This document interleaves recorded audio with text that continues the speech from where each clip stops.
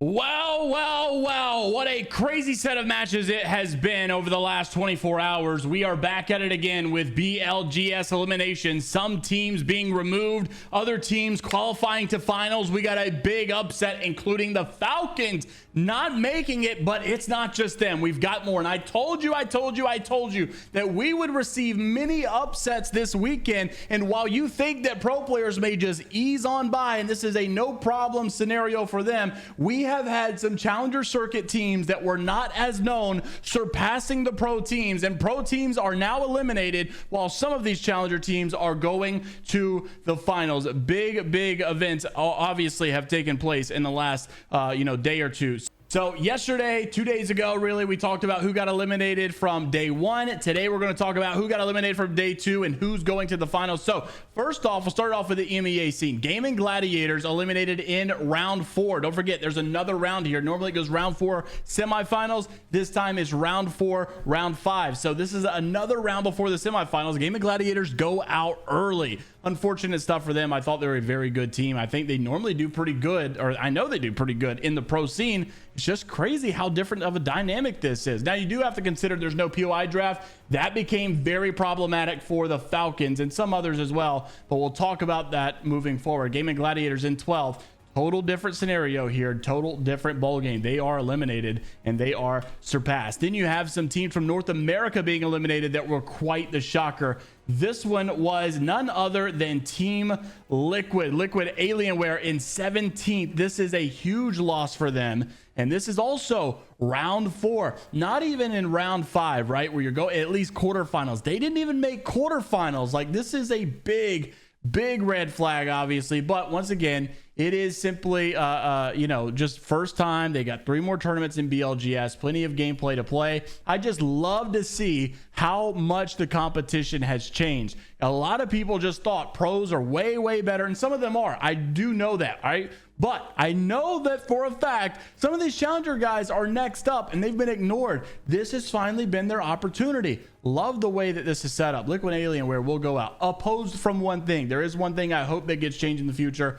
We'll talk about that. So then you go into semifinal or round 5, another North American team. Complexity has been eliminated. This was Kimchi, Enemy, and Capreme. So I think that these guys obviously are super talented. I'm not saying that, like they're washed, whatever. We know Complexity has done good in ALGS. We've seen them do good in Pro League. They've recently been doing good, but just once again goes to show you these challenger teams don't need to be slept on. I do think it's kind of funny how many people are signed to big organizations. Watching them get outplayed by people who are not signed or never even heard of sometimes just makes you wonder, does anybody need to be worried about their current position? Well, we'll go into semifinals here, how North America was set up. Group 1, this was LG's group, dominated, right? They did really well. Them alongside Bleed Esports. It seems like they played to the level of their competition. If you go back to early rounds, there's a lot of these teams like Bleed that kind of made it by very close, right? It was a very close call. As they get into higher level lobbies, it's like they understand what they're doing. They understand the play style, how it's going to be played, and it's a lot easier for them. Because I think one thing that people misinterpret, all these challenger circuit players have good gun skill, really good gun skill. What they don't often have is, I guess, as good of game sense as these pros. But the thing is the pros don't really have as much game sense of how the challenger circuits team plays as much. They know how the pros play. They know how the pros think. They know what the right play is to do, so they can predict that. What they can't predict a lot of times is stupidity, and that's where the challenger circuit teams can benefit oftentimes. But in this grow round, semifinals, obviously it gets a little bit more pro-like. LG in first, Bleed in second. You've got Charmander and Co. in third, Blurple in fourth.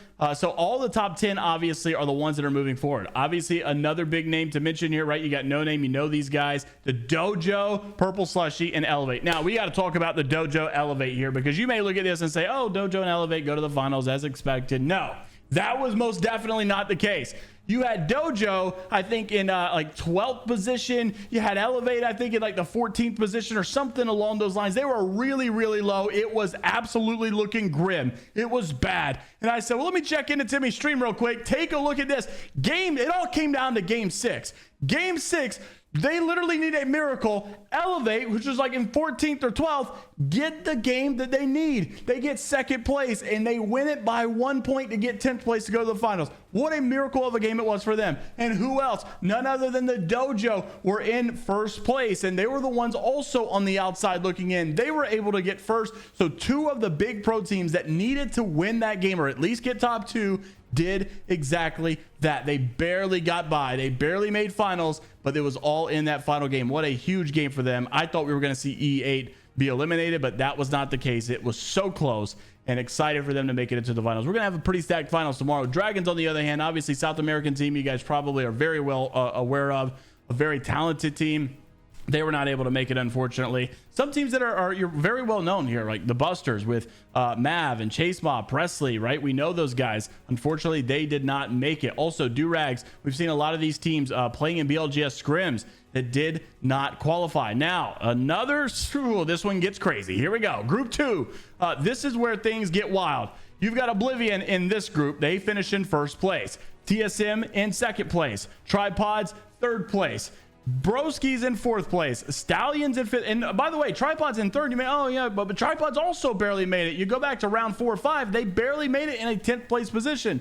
This just goes to show you how close this stuff can get. Broski's and Stallions 4th and 5th. Furia in 6th. Virtue in 7th. Gucky 8th. Moist Esports in 9th. NRG barely makes it in 10th, but look who misses out. Team Falcons have been eliminated, and they have been doing so good in BLGS scrims. What happened? Well, we're going to talk about that because it is quite controversial. It's been that way since the BLGS started. Everybody, a lot of people have been saying, look, we need POI drafts. This is not being taken serious. I think Madness was really the pioneer for that, to say, hey, this is a problem. We need POI draft because these teams dropping everywhere they want to and just doing whatever they want is not good. It's not healthy, and it's not being taken serious. And that's kind of what happened to Falcons. But I can't just say that it was all to a contest. They did have some problems beforehand, which we'll also talk about, but we'll start it with here. Falcons were eliminated in 12th. They were not the only ones by any means. Yup, Status Quo also eliminated, right? Status Quo with Jay, Panic, Cruelbuckle, you know those guys. Yup, with Duplex, Prodigy Aces, and Aiden, we know those guys, right? Not making it. These are like highly decorated pros that you would think would easily make a Challenger Circuit final. Not happening here. Then you've got Cloud9 also missing it with Sorcerer, Shubi, and Naughty. Another big upset. Ape Gang, another former pro team, also missing out on finals. How crazy is that? Now, here are some of the problems that you had with the Falcons, right? One were basically Hal raging at his team, which we'll talk about first. This is why I say it didn't all come down to game 6, even though game 6 was problematic. But here's what they were dealing with in earlier games. Roll the clip. In the corner, in the corner. Holy fuck, this is bad. I'm being... I'm going back, I'm going back. dead. I can't even get back. Why did all of you come? Holy fuck, I'm getting brain damage.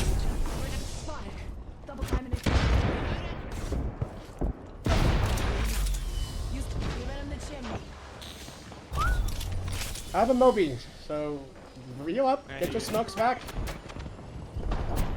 Are you fucking serious, man? You can res me, I think.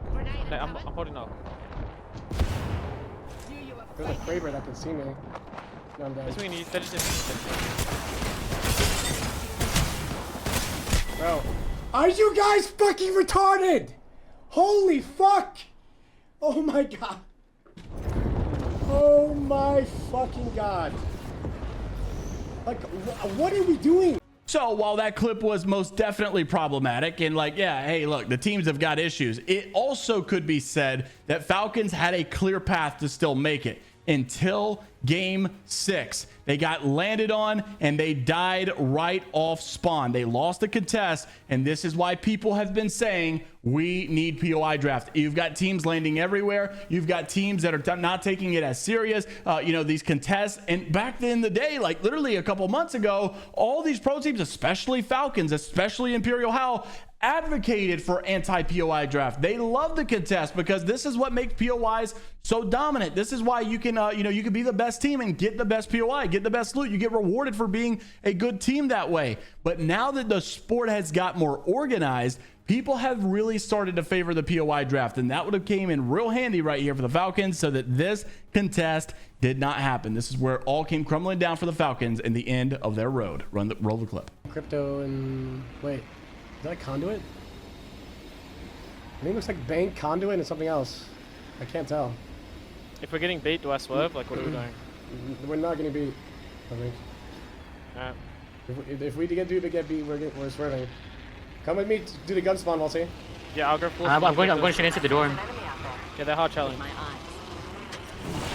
They're letting on guns with us. I got one of the guns. I don't have a gun. You got a gun. I'm dead. I don't have a gun. Yeah, crack on me. Bro, Yep, alright, well, there's just no gun on the close target.